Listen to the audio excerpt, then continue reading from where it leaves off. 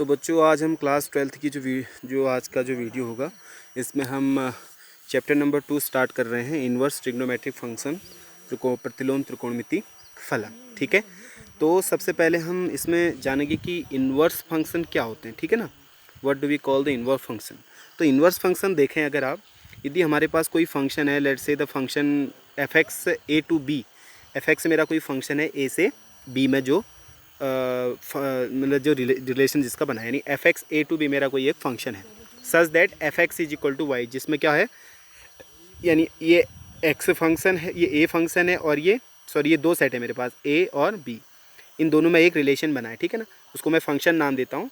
जो ए से बी में हमारा एक फंक्शन है, ए टू बी मेरा एक फंक्शन है जिसमें यहाँ पर कोई एलिमेंट एक्स है ना, तो उसकी इमेज यहाँ पर वाई पर बनी है, तो मैं बोलूँगा F X is equal to Y, ये मेरा कोई फंक्शन होगा। ठीक है ना, if there exist another function, यदि वहाँ पर कोई दूसरा फंक्शन जी वाई फंक्शन होता है।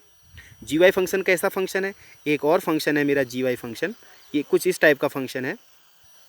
जी वाई फंक्शन में ऐसा है कि यहाँ पर जी वाई फंक्शन जो है वो बी से ए में है, यानी ये सेट बी है, ये ए है, तो यहाँ पर जो वाई एलिमेंट होगा जी वाई, उसकी इमेज कहाँ पर बनी है, एक्स पे बनी है, यानी तो मैं बोलूँगा G Y is equal to X, है ना।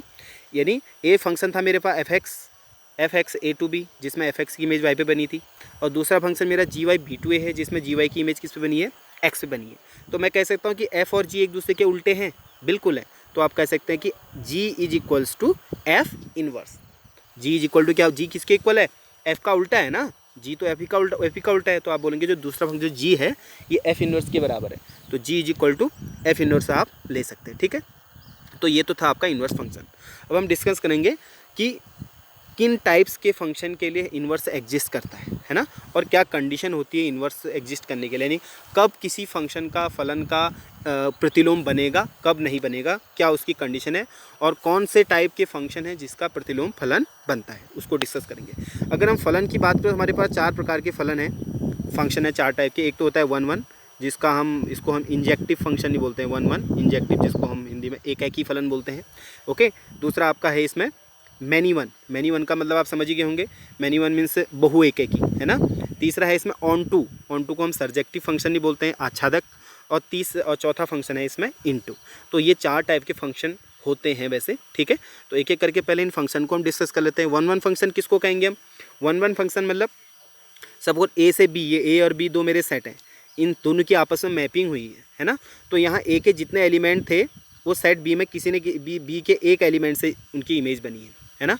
तो 2 की इमेज बी पे बनी है, 3 की इमेज सी पे बनी, तो इसका मतलब F1 की इमेज होगी तो कहाँ पर होगी, ए पे, तो मैं बोलूँगा F1 इज इक्वल्स टू ए, और F2 is equal to be, यानी हर एलिमेंट की देखा आप अलग अलग इमेज है, 1 की भी अलग है, 2 की अलग है, 3 की अलग है, 4 की अलग है, 5, यानी सभी एलिमेंट सेट ए के जितने भी एलिमेंट थे सबकी एक अलग अलग इमेज बनी है, तो इस फंक्शन को मैं बोलूँगा 1 1 फंक्शन। ठीक है ना, तो ये फंक्शन मेरा क्या होगा, 1 1, देखो एक एलिमेंट की एक इमेज है, means every element is having a unique image in the set B. Okay, हर सेट के हर एक एलिमेंट की हर एक एलिमेंट की सेट बी में एक यूनिक इमेज है ना। देखो F1 is equal to A, F1 is equal to A के साथ F1 is equal to be तो नहीं है ना, अलग अलग बी F2 की इमेज बनी है। ठीक है ना, तो ये फंक्शन को बोलूँगा 1 1 फंक्शन। दूसरा फंक्शन हमारा दूसरा टाइप का फंक्शन होता है मैनी वन में उल्टा हो जाएगा। देखो जैसे यहाँ पर देख रहे हैं आप, 1 की इमेज ए पर भी बनी है और 3 की इमेज बी पर, दो एलिमेंट, यानी अगर मैं बोलूँ इसमें F1 इज इक्वल टू भी ए है, और अगर आप देखें तो F3 इज इक्वल टू भी ए ही आ रहा है, यानी दो एलिमेंट की एक इमेज बन गई, तो ये हो जाएगा मैनी टू वन फंक्शन हो जाएगा, तो इसको बोलेंगे मैनी वन फंक्शन। ठीक हो गया। तीसरा टाइप का जो फंक्शन होता है हमारा ऑन टू फंक्शन होता है, तो ऑन टू फंक्शन और इन टू फंक्शन को मैं दोनों को साथ साथ डिस्कस करना यहाँ पर चाहूँगा। ठीक है, ऑन टू और इन टू फंक्शन। तो देखो अगर यहाँ पर देखो, इसको मैं बोलता हूँ डोमेन, इसको हम बोलते हैं डोमेन फंक्शन का, इसको बोलते हैं हम कोडोमेन। क्या बोलते हैं, कोडोमेन।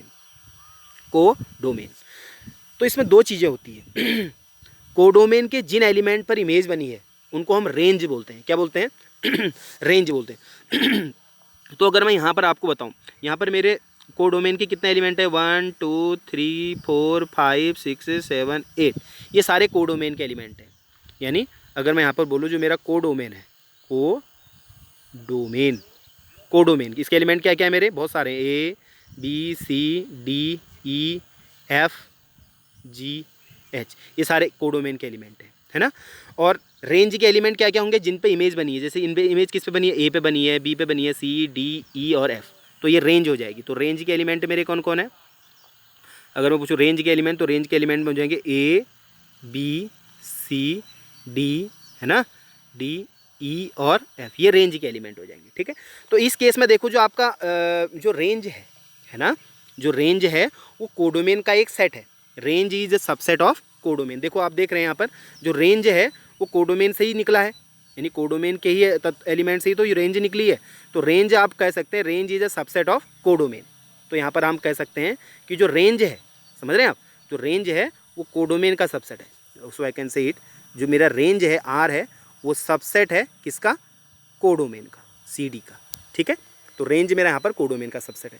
अगर मैं इस यहाँ पर बात करूँ तो यहाँ पर देखो कोडोमेन के element A B C D E F, यहाँ जितने एलिमेंट है कोडोमेन के एलिमेंट कराते हैं। रेंज के एलिमेंट कौन होंगे, जिन पे इमेज बनी है, जैसे ए पर भी बनी है, बी पर, सी पर, डी पर, ई पर, यानी सब पे इमेज बनी है। इसका मतलब यहाँ पर रेंज और कोडोमेन यानी सी डी जो है दोनों आपस में क्या है, इक्वल है। इक्वल है ना, यानी हर कोई एलिमेंट की एक न एक इमेज बनी, कोई भी एलिमेंट छूटा नहीं है, यानी रेंज आपका कोडोमेन के इक्वल होगा। तो अगर रेंज कोडोमेन के इक्वल आ जाएगा तो इस फंक्शन को बोलते हैं ऑन टू फंक्शन। अगर रेंज कोडोमेन का सबसेट है, यानी कोई एलिमेंट हमारे रेंज ये कोडोमेन में छूट गए, जैसे जी और एच छूट गए हैं, तो रेंज मेरा कोडोमेन का सबसेट हो गया यहाँ पे, तो इस टाइप के फंक्शन को हम बोलेंगे onto function, sorry into function. तो इनटू फंक्शन कौन सा फंक्शन होगा, जिसमें रेंज सबसेट होगा कोडोमेन का, और ऑन टू फंक्शन कौन होगा, जिसमें जो रेंज होगा वो कोडोमेन के इक्वल हो जाएगी। और ऑन टू फंक्शन को हम सर्जेक्टिव फंक्शन नहीं बोलते हैं, ठीक है ना, सर्जेक्टिव फंक्शन नहीं बोलते हैं। क्लियर है। अच्छा, अब देखो कोई फंक्शन 1 1 भी है, यानी एक एलिमेंट की एक इमेज बनी है, और ऑन टू भी है। समझे आप, ऑन टू का मतलब कोई भी एलिमेंट छूटा नहीं है, सबकी इमेज बन गई वहाँ जो अभी हमने किया। तो अगर 1 1 भी वो फंक्शन है कोई फंक्शन, और वो फंक्शन आपका ऑन टू भी है, दोनों है, तो उस फंक्शन को हम बोलेंगे बाइजेक्टिव फंक्शन। कौन सा फंक्शन बोलते हैं, बाइजेक्टिव फंक्शन। एकैकी आच्छादक इसका नाम हो जाएगा, एकैकी आच्छादक। ठीक है ना। तो कोई फंक्शन 1 1 भी है और ऑन टू भी है, मतलब इंजेक्टिव भी है, ये इंजेक्टिव है और ये सर्जेक्टिव है, यानी इंजेक्टिव और सर्जेक्टिव दोनों टाइप का फंक्शन है, तो वो फंक्शन को हम बाइजेक्टिव फंक्शन बोलते हैं। तो इसी टाइप के फंक्शन का इन्वर्स एग्जिस्ट करता है, यानी इन्वर्स केवल प्रतिलोम केवल उन्हीं फलनों का बनेगा जो 1 1 भी होंगे और ऑन टू भी होंगे, है ना। 1 1 मैंने अभी आपको बताया, 1 1 मतलब या लाइक है 1 1 ही है, यानी एक एलिमेंट की एक पर इमेज बनी है, यानी जो फलन 1 1 भी है और ऑन टू भी है। ऑन टू कौन सा हो जाएगा, ऑन टू ये जो फलन ऑन टू भी है, ऑन टू का मतलब रेंज और कोडोमेन इक्वल हो गए। तो कोई फलन अगर 1 1 भी है ऑन टू भी है, इसका मतलब वो फलन क्या है, आपका बाइजेक्टिव फलन है। तो बाइजेक्टिव फलन जो होते हैं उन्हीं का प्रतिलोम बनता है, उन्हीं का इन्वर्स बनता है ना। तो अगर आपसे पूछे जाए कि इन्वर्स किन फलनों का, इन्वर्स फंक्शन का इन्वर्स बनता है या प्रतिलोम बनता है, तो आप बोल सकते हैं केवल और केवल बाइजेक्टिव फंक्शन का प्रतिलोम बनता है। बाइजेक्टिव का मतलब 1 1 और ऑन टू। क्लियर है। तो ये तो रही आपकी किन फलन का इन्वर्स आपका एग्जिस्ट करता है। अब सपोज मैं एक फलन लेता हूँ, मेरे पास एक फलन है जो कि क्या है, cos x r to r, r मतलब रियल नंबर ना, तो cos x r to r मेरा कोई एक फलन है। ठीक है। अब क्या ये फलन 1 1 है, बिल्कुल नहीं है। देखो यहाँ पर देखो 0, अगर 0 का मान करूँ मैं, cos 0 का मान तो 1 है। पाई, cos पाई का मान करूँ वो भी 1 है, यानी देखो दो एलिमेंट की एक इमेज बन गई है। जब दो एलिमेंट की एक इमेज बन जाती है तो इसका मतलब ये फलन 1 1 नहीं है, यानी cos x r to r मेरा एक 1 1 फलन नहीं है। ऑन टू है या नहीं चेक करते हैं, तो 1 1 नहीं होगा तो ऑन टू भी नहीं होगा। समझे ना आप, 1 1 है ही नहीं तो ऑन टू भी कैसे होगा, कोई ना कोई एलिमेंट तो वहाँ छूट ही जाएगा। जैसे 1 एलिमेंट की दो इमेज बन गई, देखो 0 की भी और पाई की भी, और भी सारे एलिमेंट हैं, 0 हो गया, पाई हो गया, माइनस पाई हो गया, ये है ना माइनस पाई, तो इन सभी एलिमेंट की एक इमेज बन रही है 1, तो ये मैनी 1 फंक्शन हो गया, 1 1 नहीं है। तो अगर फंक्शन 1 1 नहीं है तो इसका इन्वर्स बनेगा, नहीं बनेगा। इसका इन्वर्स बनेगा, नहीं बनेगा। यानी कोई फलन का इन्वर्स तभी बनता है जब वो फलन 1 1 भी होता है, ऑन टू भी दोनों होना चाहिए। अब यहाँ पर हम देख रहे हैं कि फलन 1 1 ही नहीं है, तो मतलब cos x r to r मेरा 1 1 फलन नहीं है। अगर मुझे इसे इसका इन्वर्स निकालना है तो क्या करना पड़ेगा, इसका मतलब मुझे इसका जो ये डोमेन है इसको काटना पड़ेगा, ये डोमेन में से कुछ मुझे हिस्सा काट देना पड़ेगा। ऐसी इसी के साथ साथ मुझे कोडोमेन का भी कुछ हिस्सा काट देना पड़ेगा। तो कौन सा हिस्सा काटूंगा मैं, जहाँ पर मेरी एक वैल्यू आ रही है। सपोज मैं ये वाला हिस्सा पूरा काट दूँ, ये पूरा हिस्सा मैं काट दूँ, इसका इतना हिस्सा लेता हूँ मैं केवल यहाँ तक का, यानी कहाँ से 0 से लेके पाई तक का, ये 0 से लेके पाई तक का हिस्सा ले रहा हूँ। है ना। तो जीरो से लेके पाई तक का इसे देखें, यहाँ पर कोई भी एलिमेंट की दो इमेज नहीं बन रही है। जीरो की अलग इमेज बन रही है, पाई/2 की अलग इमेज और पाई की अलग इमेज बन रही है। यानी पाई की अगर -1 है, देख रहे हैं आप, पाई की अगर -1 है, जीरो की 1 है, तो पाई/2 की 0 है। यानी हर एक एलिमेंट की अलग अलग इमेज। तो यानी इस रेंज में, यानी पूरे इस जगह में, यहाँ से लेके यहाँ तक में जो हमारा cos x फंक्शन है वो 1 1 है। 1 1 होगा तो ऑन टू भी होगा, क्योंकि हर एक एलिमेंट की अलग अलग इमेज बनी। तो इसका मुझे अगर रेंज कट करना, सॉरी डोमेन को कट करना पड़ेगा, तो डोमेन को कट करके कहाँ से कहाँ तक लिखूंगा मैं, 0 to पाई। तो 0 to पाई के लिए वैल्यू क्या क्या हो जाएंगी मेरी, वहाँ पाई की -1 और 0 की 1, तो -1 से 1 तक ये मेरा रेंज हो जाएगी। तो ये मेरा अगर फलन ले लूँ मैं cos x में, अगर इतना मान लो, अब cos x 0 to pi -1 to 1, अब इस फलन का इन्वर्स मेरा बन जाएगा। क्यों? क्योंकि ये फलन मेरा 1 1 भी है और ऑन टू भी है। ये वाला फलन मेरा क्या है, अब 1 1 भी बन गया और ऑन टू भी बन गया। अब देख रहे हैं, 1 1 बन गया यहाँ तक, तो 1 वहाँ तक में 1 1 भी है और ऑन टू में है ना।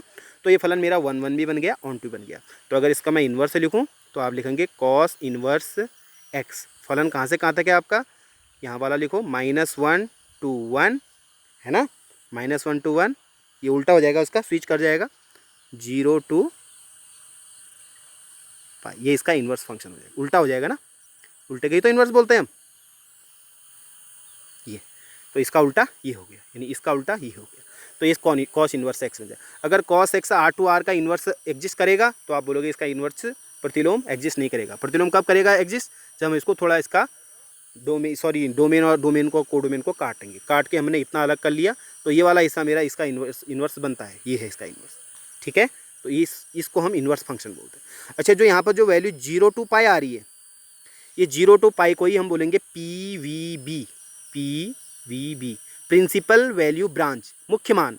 तो cos इन्वर्स x का मुख्य मान क्या होता है, 0 to पाई। ये आपको याद होना चाहिए। अब cos x का मुख्य मान क्या होगा, cos इन्वर्स x का, cos इन्वर्स x का मुख्य मान होता है 0 to पाई। ये आपका मुख्य मान अब आपको याद होने चाहिए। क्लियर है। तो कुछ मुख्य मान की टेबल में आपको यहाँ पर दे रहा हूँ। जैसे साइन इन्वर्स है, इसका जो मुख्य मान होता है -पाई/2 से लेके +पाई/2 है, प्रिंसिपल वैल्यू ब्रांच, ये सबकी दी है। ये PVB है तुम्हारी, PVB बोलो या रेंज बोलो, ठीक है। तो साइन इन्वर्स की PVB ये होती है। cos इन्वर्स की 0 to पाई भी हमने कर लिया। ऐसी tan इन्वर्स का -पाई/2 से +/2, लेकिन यहाँ पर ब्रैकेट का देख लेना आप। tan इन्वर्स x का भी यही है। cosec इन्वर्स x ये हो गया -पाई/2 -0, cosec इन्वर्स x हो गया। ऐसी sec इन्वर्स x की ये है, और cot इन्वर्स x की PVB ये है। तो इन सब की हमने PVB वैल्यू आपको दे दी है, ठीक है। अब इन्हीं PVB वैल्यूज़ पर आधारित हम कुछ प्रश्न आगे आने वाले लेक्चर्स में हम करेंगे, जो कि आपकी एक्सरसाइज नंबर 2.1 होगी, है ना। मुख्य मान निकालो, है ना। तो मुख्य मान इन्हीं के आधार पर निकालेंगे जो PVB हमें दिया है। PVB क्या होती है अब आपको पता है, क्योंकि पूरा अगर साइन x फंक्शन में पूरे का हमारा प्रतिलोम नहीं बनेगा। साइन इन्वर्स केवल उसी का बनेगा जिसको हम काटेंगे, -पाई/2 से +पाई/2 तक काट दिया, उसी का हमारा इन्वर्स बन सकता है। क्लियर है, क्लियर है ना। Very good, very good. चलो, थैंक यू। आओगे चले।